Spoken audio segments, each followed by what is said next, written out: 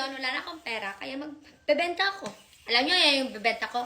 Last time, ito yung binenta ko. Pero ngayon, para ito sa mga mabaho ang kipayit. Mabaho ba ang kipay mo? Ito na, kipipay. Kaya, kung mabaho yung kipay mo, kailangan mo talaga ng kipipay.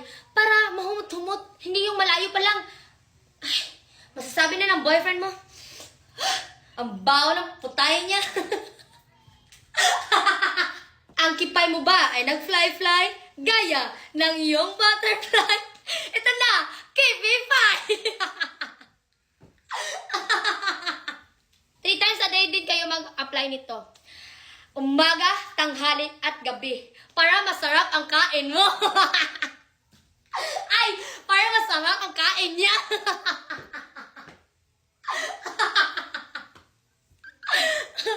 Kipipay, para sa inyo. Seryoso na ako guys, mag-endorse na ako. Seryoso na ito. Magbebenta na ako ng seryoso. Kipify. Kipify? Hindi Kipify. Guys, ako man ang nag-endorse. So, Kipify ni siya, hindi ni Five. Ako man nag-endorse. Ay, pagbuot. So, meron itong Gentle Estimate Wash with Whitening. Ah! Ito na ang solusyon para mag-white ang iyong kigol dito sa may sarakangan mo. Stop, Daddy! Mapapasarap ang gawin niyo. Alam mo, magmumukbang siya para sa iyo. Kipify! Para sa iyong kipay na nag-fly-fly. Kaya ba?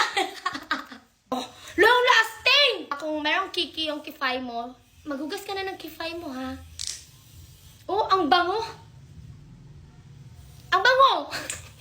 Kipify para sa iyong puta. Kipify para mag-fly-fly.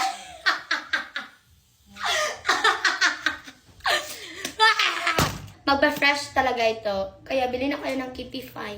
Yun lang. Thank you very much. And the morning in the sunlight.